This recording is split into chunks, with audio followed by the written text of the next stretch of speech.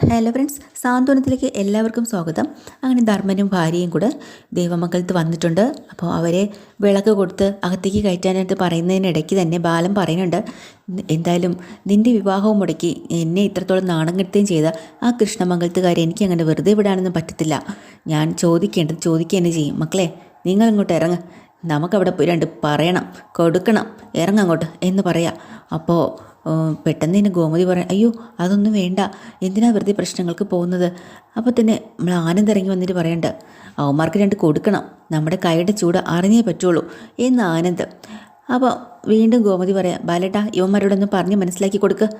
ആ അങ്ങനെ പറഞ്ഞ് മനസ്സിലാക്കി കൊടുക്കേണ്ട കാര്യമൊന്നുമില്ല ഗോമതി, എൻ്റെ മക്കൾക്ക് അങ്ങനെ ഒരു ആഗ്രഹം ഉണ്ടെങ്കിലേ അത് നടക്കട്ടെ, അങ്ങോട്ട് ചെല്ലണം, കൊടുക്കണം എന്ന് പറയാം. നീ ഒരു കാര്യം ചെയ്യ്, വിളക്കെടുത്തിട്ട് വാ, ധർമ്മനും ഭാര്യയും അകത്തേക്ക് വിളിച്ചിട്ട് പോ, വിളക്ക് കൊടുത്ത് സ്വീകരിച്ച്. എനിക്കും എൻ്റെ മക്കൾക്കും കുറച്ച് ജോലി കൂടെ ബാക്കിയുണ്ട്. അപ്പോൾ മിത്ര ശരിക്കും പേടിക്കുന്നുണ്ട്, ഇനി അവിടെ അച്ഛനും കൊച്ചനും ഒക്കെ ആയിട്ട് വീണ്ടും തല്ലാവണ്ടല്ലോ എന്ന് വെച്ച്, വേണ്ട അങ്ങളെ ഒന്നും വേണ്ടാന്ന് പറയാം. അപ്പോൾ ബാലൻ തിരിഞ്ഞു നോക്കിയിട്ട് മിത്ര അടുത്ത് പറയുന്നുണ്ട്, നീ പേടിക്കണ്ട, നിൻ്റെ അച്ഛനെ ഞങ്ങൾ അധികമായിട്ടൊന്നും ചെയ്യില്ല, പക്ഷേ അവിടെ വേറൊരു സാധനമുണ്ട്, വിഷം, മറ്റവനാണ് അച്യുതൻ, അവനെ ഞാൻ വെറുതെ വിടാൻ പോകുന്നില്ല, അവനെ ഞാൻ ശരിക്കും കൊടുക്കാൻ പോകുന്നുണ്ടെന്ന് പറയും. അപ്പം ഗോമതി വീണ്ടും പറയണം, എൻ്റെ പൊന്നു ബാലേട്ടാ ഞാൻ പറയുന്നതൊന്ന് കേൾക്ക്, ദേവി ഇത് പ്രശ്നത്തിന് പോവരുതേ. പക്ഷേ ബാലൻ മൈൻഡ് ചെയ്യുന്നില്ല. എന്നിട്ട് നമ്മുടെ ധർമ്മനോട് പറയുന്നുണ്ട്, നിൻ്റെ ഈ ഏട്ടന്മാർക്ക് ഞാൻ ഓങ്ങി വച്ചിട്ട് കാലം കുറച്ചായി, പക്ഷേ അതിനൊരു അവസരം വന്നത് ഇപ്പോഴാണ്. പിന്നെ നിൻ്റെ ഈ വിവാഹം മുടക്കിയില്ലേ, അത് ആ സമയത്ത് എനിക്കിതിനൊക്കെ കൊടുക്കണമെന്നുണ്ടായിരുന്നു, പക്ഷേ നിൻ്റെ കല്യാണം നടക്കണമല്ലോ. പിന്നൊരു കാര്യം, ഞാൻ ഒരു കാര്യം പറയാം, ധർമ്മൻ്റെ കല്യാണം ഒരു ഉത്സവം തന്നെയല്ലേ, ഉത്സവം കഴിഞ്ഞാൽ ഒരു വെടിക്കെട്ട് വേണമല്ലോ, ആ ഒരു വെടിക്കെട്ടിന് വേണ്ടിയിട്ട് നമ്മൾ തിരികൊളുത്താൻ പോവാ, ഞാനും എൻ്റെ മക്കളും കൂടെ, ഇറങ്ങി വാടാ എന്ന് വിളിക്കാട്ടോ. എന്നിട്ട് മുണ്ടൊക്കെ മടത്തി അങ്ങോട്ട് കുത്തുന്നുണ്ട്. ബാലൻ രണ്ടും കൽപ്പിച്ച് തന്നെയാണ്.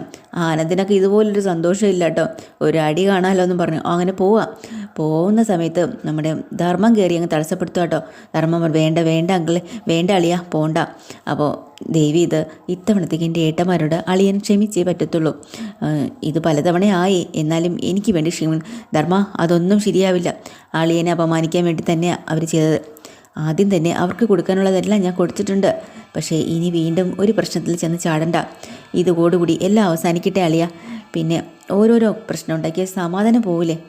അപ്പോൾ ആനന്ദും ആര്യനും കൂടി ചോദിക്കണം, മാമ എന്ത് വർത്തമാനാണ് ഈ പറയുന്നത്, ആ പെണ്ണിനെയും കൊണ്ട് എല്ലാം ഇവിടെ കൂടി ഇപ്പോൾ വന്നിട്ട് എന്താ പറഞ്ഞത്, ആ വന്നിരിക്കുന്ന സൗദാമിനി അവളെയും കൂട്ടിക്കൊണ്ട് അച്ഛൻ കൃഷ്ണമംഗലത്ത് വന്ന് അവിടെ വന്ന് എല്ലാം പൊളിച്ചെടുക്കണമെന്ന് മാമൻ തന്നെയല്ലേ ഇപ്പോൾ പറഞ്ഞത്, എന്നിട്ട് രണ്ടടി കൊടുത്താലും കുഴപ്പമില്ലെന്ന് ഇപ്പോൾ പറഞ്ഞതാ, എന്നിട്ട് മാമൻ തന്നെ അച്ഛനെ ഞങ്ങളെയൊക്കെ തടയുവാണോ. എടാ അതൊക്കെ ശരിയാ, ആ നേരത്തെ ദേഷ്യത്തിന് ഞാനത് പറഞ്ഞതാ, പക്ഷേ ഇപ്പം ആലോചിക്കുമ്പോൾ അത് വേണ്ടാന്ന് തോന്നണോ അളിയാ, ഇനി ഈ പ്രശ്നത്തിന് വേണ്ട, ഇപ്പം ഇതിൻ്റെ പേരും പറഞ്ഞ് ഇനി അങ്ങോട്ട് ചോദിക്കാൻ ചെന്ന് വഴക്കുണ്ടാക്കിയാൽ അവരത് വൈരാഗ്യം വെച്ച് മനസ്സിൽ വെച്ചേക്കും. കുറച്ച് ദിവസം കഴിഞ്ഞ് അവർ തിരിച്ച് വീണ്ടും ഇങ്ങോട്ട് ചെയ്യും, അങ്ങനെ അങ്ങോട്ടും ഇങ്ങോട്ടും, ഇത് എത്ര കാലം അതിൻ്റെ ആവശ്യമില്ല അളിയ, അതുകൊണ്ടാണ് പറയണത്. പിന്നെ അളിയനും എൻ്റെ പിള്ളേരും കൂടെ ചെന്ന് അവിടെ ചെന്ന് എൻ്റെ ചേട്ടന്മാരെ പഞ്ഞിക്കിട്ടെന്നും പറഞ്ഞുകൊണ്ട് അവർ നന്നാവുമോ പറ. ഞാനും അളിയനും ആ മണ്ഡപത്തിൽ ഉണ്ടാക്കിയ നമുക്ക് അനുഭവിക്കേണ്ടി വന്ന ആ ഒരു അപമാനം അത് മാറുമോ? ഇല്ല, ഈ ജന്മത്ത് മാറില്ല. അല്ലെങ്കിൽ അതിനൊരു പരിഹാരമാവോ? അതുമില്ല. ഇതെല്ലാം പോട്ടെ, ഇനിയിപ്പോൾ രണ്ട് തല്ല് കൊടുത്താൽ എൻ്റെ ഏട്ടന്മാർ നന്നാവോ? അതുമില്ല. ഒരു കാലത്ത് അവർ നന്നാവില്ല, അവരുടെ സ്വഭാവത്തിന് മാറ്റം വരുമോ? ഒന്നും വരില്ല. വെറുതെ എന്തിനാണ് ഓരോന്നിനും അങ്ങോട്ടും ഇങ്ങോട്ടും പ്രശ്നങ്ങൾ ഉണ്ടായിക്കൊണ്ടിരിക്കേണ്ട അളിയ, എനിക്ക് വേണ്ടി പ്ലീസ് എന്നിങ്ങനെ പറയാട്ടോ ധർമ്മൻ പ്ലീസ് പറഞ്ഞ് പറയാണ്ട്. അങ്ങനെ ഗോമതി ധർമ്മൻ്റെ സൈഡിൽ നിന്ന് പറഞ്ഞിട്ട്, ദേ ഒരു കാര്യം ഞാൻ പറയാം, ഗുരുവായൂരപ്പനായിട്ടാ ആ പെണ്ണിനെ നമ്മളവിടെ എത്തിച്ചതും ഈ സത്യങ്ങളെല്ലാം വെളിച്ചത്ത് കൊണ്ടുവന്നതും. ഇനി ഒരു പ്രശ്നത്തിന് പോണ്ട. പിന്നെ എൻ്റെ ഏട്ടന്മാർക്കുള്ള അടി അത് ഭഗവാൻ തന്നെ കൊടുത്തിട്ടുണ്ടാവും. ഇനി നമ്മളായിട്ട് പോണോ? അവസാനം ബാലനൊന്ന് ആലോചിക്കുകയാണ് കേട്ടോ, പോണോ വേണ്ടയോ. എന്നാലും ബാലൻ്റെ മനസ്സിൽ നിന്ന് ആ ദേഷ്യം അങ്ങോട്ട് പോകുന്നേയില്ല. ഇതുപോലൊരു അവസരം ഇനി കിട്ടില്ല. എന്നാലും വീണ്ടും ധർമ്മം വന്ന് പറയുന്നുണ്ട്, കാരണം ഇപ്പോൾ ഗോമതി സ്റ്റോറിൽ ബാലൻ പറയുന്നുണ്ട്, ഗോമതി സ്റ്റോർ ബാലനെ ഒരാൾക്ക് പണി കൊടുക്കാൻ തീരുമാനിച്ചിട്ടുണ്ടെങ്കിൽ അതിന് ഞാൻ പിന്മാറുന്ന പ്രശ്നമേ ഇല്ല എന്ന് വീണ്ടും പറയണ്ട. പക്ഷേ നിന്നോട് ചെയ്ത പ്രവൃത്തിക്ക് നിൻ്റെ ഏട്ടന്മാരെ ഞാൻ വീട്ടിൽ കയറി ചവിട്ടി കൂട്ടതാ. പിന്നെ അല്ലെങ്കിൽ തന്നെ ആ പെണ്ണ് വന്ന് സത്യം പറഞ്ഞു, അവിടെ വന്നതെല്ലാം പറഞ്ഞു കഴിയുമ്പോൾ നീ മനസ്സിലാക്കും സത്യം. അത് കഴിഞ്ഞ് സത്യം മനസ്സിലായി കഴിഞ്ഞാൽ നീ നിൻ്റെ ഭാര്യയും കൂട്ടി ഇങ്ങോട്ട് വരുമെന്ന് എനിക്ക് നല്ല ഉറപ്പായിരുന്നു. അത് കഴിഞ്ഞിട്ട് വേണം അവർക്കുള്ള പണി കൊടുക്കണമെന്ന് ഞാൻ വിചാരിച്ചിരുന്നത്. പക്ഷേ ഇപ്പോൾ നിങ്ങളെല്ലാം കൂടെ പറഞ്ഞ സ്ഥിതിക്ക് മാത്രമാണ് ഞാനിപ്പോൾ അടങ്ങുന്നത്. പക്ഷേ ഇപ്പം ഞാൻ ക്ഷമിച്ചു എന്ന് ഞാൻ നിങ്ങൾ പറയില്ല. ഇതിനുള്ള പണി ഞാൻ കൊടുത്തിരിക്കും. അതിനൊരു അവസരം വരട്ടെ. ഇന്ന് ഞാനത് ചെയ്യുന്നില്ല, അത്രയേ ഉള്ളൂ എന്ന് പറയുമ്പോഴത്തേന് ഗോമതി ദൈവത്തിനെ വിളിക്കാൻ കേട്ടോ. ഈ വലിയൊരു അടിയും വഴക്കും പ്രശ്നങ്ങളും ആവണ്ടല്ലോ എന്ന് വെച്ച് അങ്ങനെ ഗോമതി ഓടിച്ചെന്ന് വിളക്കൊക്കെ എടുത്തുകൊണ്ട് വരുവാണ്. ധർമ്മനെയും ആ പെങ്കൊച്ചിനെയും സുകന്യനെയും നിലവിളക്ക് കൊടുത്ത് അകത്തേക്ക് സ്വീകരിക്കാൻ കേട്ടോ. അവർ ഭയങ്കര സന്തോഷത്തോടു കൂടി അകത്തേക്ക് കയറി വരുന്നുണ്ട്. പക്ഷേ കൃഷ്ണമംഗലത്ത് സംഭവങ്ങളെല്ലാം ആകെ കലങ്ങി മറിഞ്ഞിട്ടുണ്ടല്ലോ. അമ്മ ഭയങ്കര ദേഷ്യത്തിലാണ്. അപ്പോൾ അനന്തം പറയുന്നുണ്ട്, അമ്മേ സംഭവിക്കാൻ പാടില്ലാത്ത കാര്യങ്ങളാണ് സംഭവിച്ചു പോയി, ക്ഷമിക്കണം എന്നൊക്കെ പറയാം. ഉടനെ രാജശ്രീ അങ്ങോട്ട് സപ്പോർട്ട് ചെയ്യാൻ പോവാട്ടോ. അമ്മേ എന്ത് സംഭവിച്ചു പോയെന്നാണ് ഇവർ പറയുന്നത്? ദേവമംഗലത്തുള്ളവർ നമ്മളോട് കാണിച്ചതിന് തിരിച്ചിവർ ചെയ്തു, അത്രയേ ഉള്ളൂ, അങ്ങനെ വിചാരിച്ചാൽ പോരെ? അത് ശരി, ദേവമംഗലത്തുകാർ എന്തു ചെയ്തു എന്നാണ് രാജശ്രീ പറയുന്നത്? അഥവാ ഇനി അവരെന്തെങ്കിലും ചെയ്തിട്ടുണ്ടെങ്കിൽ അത് അവരോടല്ലേ തിരിച്ച് ചെയ്യേണ്ടത്? പാവം ധർമ്മന് എന്താ പിഴച്ചത്? അപ്പം നന്ദിത പറഞ്ഞിട്ട്, അനന്തേട്ടാ, അച്യുതാ, നമ്മൾ ചെയ്യുന്ന പലതും നമുക്ക് തന്നെയാണ് ദോഷമായിട്ട് വരുന്നത്. അപ്പോൾ രാജശ്രീ വീണ്ടും ഇടയിൽ കയറി പറയാം, കഴിഞ്ഞതൊക്കെ പോട്ടെ അമ്മേ, എന്തായാലും ധർമ്മന് നല്ലൊരു ഭാര്യയെ കിട്ടിയില്ലേ? എടി രാജശ്രീ, നീ ഇതൊക്കെ ആത്മാർത്ഥമായിട്ടോ പറയുന്നത്? ഈ സുകന്യ ധർമ്മന് ചേരുന്ന ഭാര്യയാണോ? നിനക്ക് തോന്നുന്നുണ്ടോ? അവൾക്ക് എന്താ കുഴപ്പം? അവൾ ഉള്ള കാര്യം തുറന്നു പറയുന്നതാട്ടെ എനിക്ക് തോന്നിയത്. അതൊരു നല്ല ഗുണമല്ലേ? നന്ദിത പറയുന്നുണ്ട്, അതൊന്നും അത്ര നല്ല ഗുണമായിട്ട് എനിക്ക് തോന്നില്ല. എല്ലാവരുടെയും താല്പര്യം മനസ്സിലാക്കി പെരുമാറുകയും സംസാരിക്കുകയും ഒക്കെ ചെയ്താലേ ഒരു കുടുംബത്തിൽ സന്തോഷം ഉണ്ടാവത്തുള്ളൂ. അല്ലാതെ പിന്നെ അല്ലെങ്കിലും. പക്ഷേ സുകന്യ ആ രീതിയിലൊരു ടൈപ്പാണെന്ന് എനിക്ക് തോന്നില്ല. സുകന്യയ്ക്ക് സുകന്യയുടെ കാര്യം മാത്രമേ ഉള്ളൂ എന്നാണ് എനിക്ക് തോന്നുന്നത്. ധർമ്മനാണെങ്കിൽ ഒരു പഞ്ചപാപം. അവൻ്റെ സ്വഭാവത്തിൽ സുകന്യ ചേരുമോ ആർക്കറിയാം? ഇനിയിപ്പോൾ കണ്ട് തന്നെ അറിയണം എന്ന് പറയണ്ട. അങ്ങനെ അവരതൊരു ചെറിയൊരു ടെൻഷനിലാണ് കേട്ടോ. കാരണം സുകന്യയുടെ വർത്തമാനം അവർ നന്നായിട്ട് മനസ്സിലാക്കിയാണല്ലോ. അങ്ങനെ ബാലനും ഗോമതിയും കൂടെ അവരെ ധർമ്മനെയും സുകന്യയും കൂടെ നേരെ അവരുടെ റൂമിലേക്ക് കൊണ്ടുപോയിട്ട് പറയുന്നുണ്ട്, ഇതാണ് നിങ്ങളുടെ റൂം, നിങ്ങൾക്ക് വേണ്ടി ഞങ്ങൾ ഒരുക്കിയത്. അതെങ്ങനെ ശരിയാവും? ഇത് നിങ്ങളുടെ റൂമല്ലേ, ഈ ഞങ്ങൾക്ക് തന്നാൽ നിങ്ങൾ എവിടെ കിടക്കും? എടാ, നമ്മൾ ആ സ്റ്റോർ റൂം ഉണ്ടല്ലോ, അത് ഞാനത് വൃത്തിയാക്കി റൂമാക്കി എടുത്തിട്ടുണ്ട്, അവിടെ നമ്മൾ കിടന്നോളാം, ഞങ്ങൾക്ക് അതിൻ്റെ ആവശ്യമുള്ളൂ. ചേച്ചി, എന്തിനാണ് നിങ്ങളിപ്പോൾ അങ്ങോട്ട് പോയത്? സ്റ്റോർ റൂമിലൊക്കെ അവിടെ ആകെപ്പാടെ ഒരു കട്ടിലിടാനുള്ള സ്ഥലം മാത്രമല്ലേ ഉള്ളൂ. അയ്യോടാ, അത് നമുക്കത് പോരെ, നമ്മൾ രണ്ടുപേർക്കും അത് മതി, നമ്മൾ ആ റൂമിലേക്ക് മാറാം, നിങ്ങൾ ഇവിടെ കിടന്നോന്ന് പറയാം. പെട്ടെന്ന് സുകന്യ അങ്ങ് ചാടിക്കയറി പറയാട്ടോ, അയ്യോ ധർമ്മേട്ടാ, ഈ ചെറിയ റൂം എന്നൊക്കെ പറയുമ്പോഴേ എത്ര സ്ക്വയർ ഫീറ്റ് ഉണ്ടാവും? ആ സ്ക്വയർ ഫീറ്റ് കണക്കൊന്നും എനിക്കറിയില്ല, ചെറിയ റൂമാണ്, അത്ര ചെറിയ റൂമിലൊന്നും താമസിക്കാൻ എനിക്ക് പറ്റത്തില്ല. ഈ റൂം തന്നെ വലിയ കുഴപ്പമില്ലെന്നേ ഉള്ളൂ, പക്ഷേ സ്ക്വയർ ഫീറ്റിൻ്റെ കണക്കെടുക്കണം. ഇതെത്രയാണ്, 10ക്ക് 10 അപ്പോൾ ബാലൻ പറഞ്ഞിട്ടുണ്ട്, അതെ 10ക്ക് 10.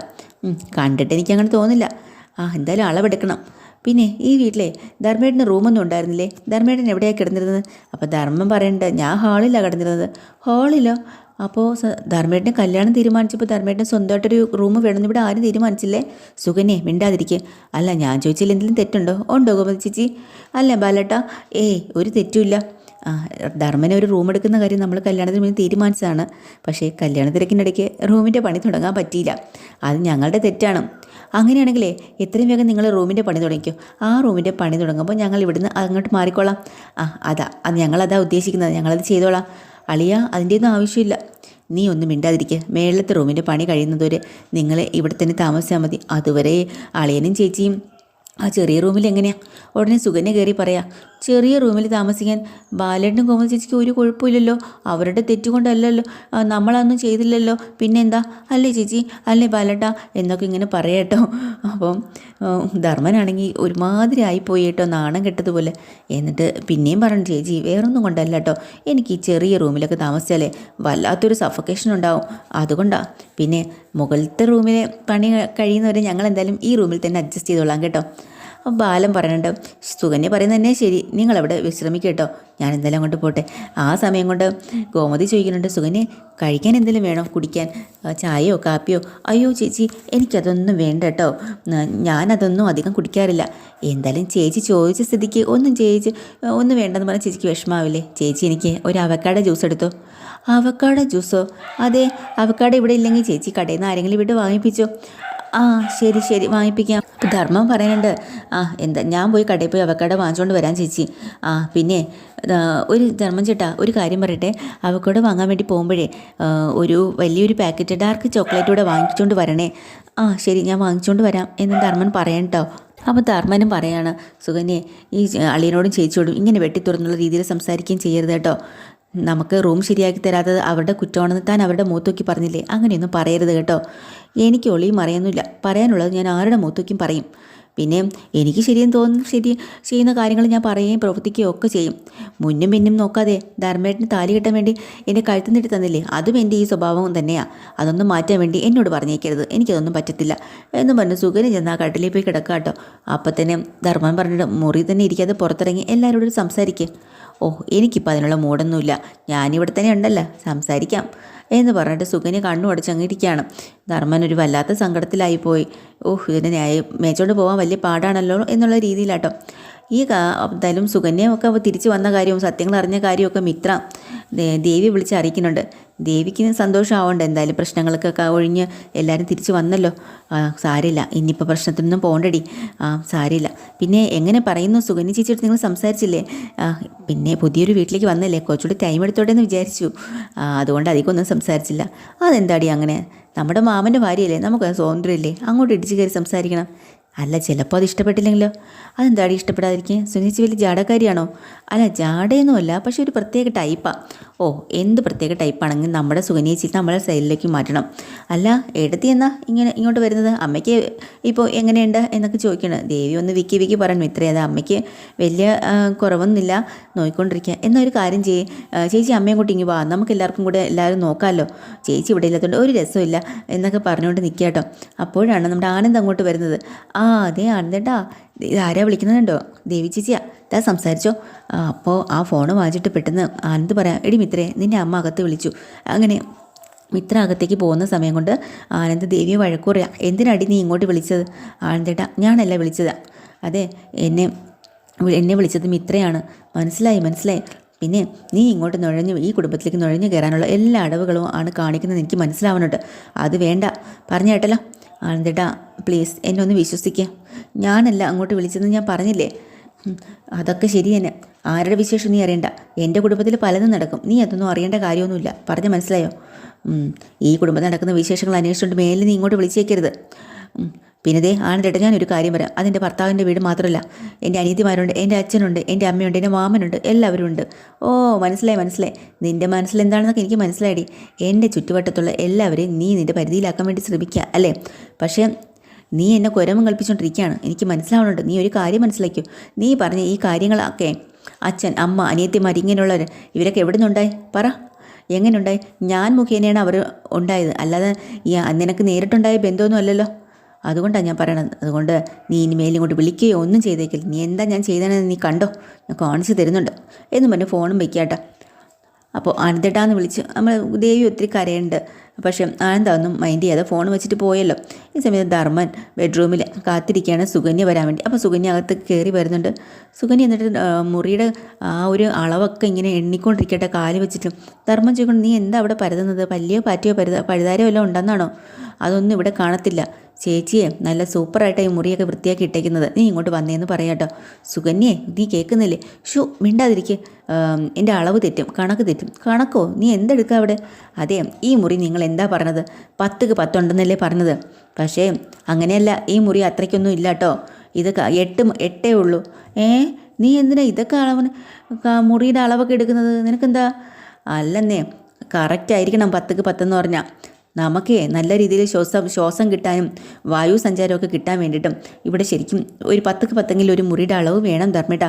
പക്ഷേ ഇതെങ്ങനെ നിങ്ങൾക്ക് അബദ്ധം പറ്റിയതാണോ? വീട് വെച്ച സമയത്ത് 10ക്ക് 10 എന്ന് പറഞ്ഞിട്ട് 8 മാത്രമേ ഉണ്ടായിരുന്നുള്ളൂ. കണ്ടോ, ഈ ഭാഗത്ത് കണ്ടോ, ഇത്രയേ അളവുള്ളൂ. അപ്പോൾ നിങ്ങൾക്ക് അബദ്ധം പറ്റിയതാണോ? എന്തൊക്കെയാണ് സുകന്യ നീ പറയുന്നത്? അപ്പോൾ എനിക്ക് കുട്ടിക്കാലത്ത് ഇതുപോലൊരു പ്രശ്നം ഉണ്ടായിരുന്നു. എന്ത് പ്രശ്നം? അല്ല, മുറിയുടെ അളവ് കുറഞ്ഞ് ചെറിയ മുറിയൊക്കെ ആകുമ്പോഴേ നമുക്ക് വല്ലാത്തൊരു ശ്വാസം മുട്ടലൊക്കെ ഉണ്ടാവും. എനിക്കങ്ങനെ പ്രശ്നം ഉണ്ടാവും. സാധാരണ വലിയ മുറിയിൽ താമസിച്ചാൽ മാത്രമേ ഓക്സിജൻ കിട്ടുള്ളൂ. പിന്നെ ചെറിയ മുറിയിൽ താമസിച്ചാൽ കിട്ടുന്ന ഓക്സിജൻ്റെ അളവും കുറയും. അപ്പോൾ ഉടനെ കോട്ടുവാ വിടും കേട്ടോ. എന്നിട്ട് പറയാം, കണ്ടോ ഇവിടെ ഓക്സിജൻ കുറവാണ്, അതുകൊണ്ടാണ് ഞാനിങ്ങനെ കോട്ടുവാൻ വരുന്നത്. ആണോ? നമ്മൾ ശ്രദ്ധിക്കണം, ഇല്ലെങ്കിൽ ഇങ്ങനെയുള്ള കാര്യത്തിലൊക്കെ ചില ചതിവുകളൊക്കെ പറ്റും കേട്ടോ നമുക്ക് എന്നൊക്കെ ഇങ്ങനെ വിശദീകരിച്ച് പറയുമ്പോൾ ധർമ്മൻ വായും തുറന്ന് ഇങ്ങനെ ഇരിക്കട്ടോ. എന്തൊക്കെയാണ് സംഭവിക്കുന്നത്? ഇതെന്നത്തെ എപ്പിസോഡ് കേട്ടോ. ഡീറ്റെയിൽഡ് എപ്പിസോഡ് വീണ്ടും വരാൻ. ചാനൽ ഇഷ്ടമായി ലൈക്ക് ചെയ്യുക, സബ്സ്ക്രൈബ് ചെയ്യുക. Thank you.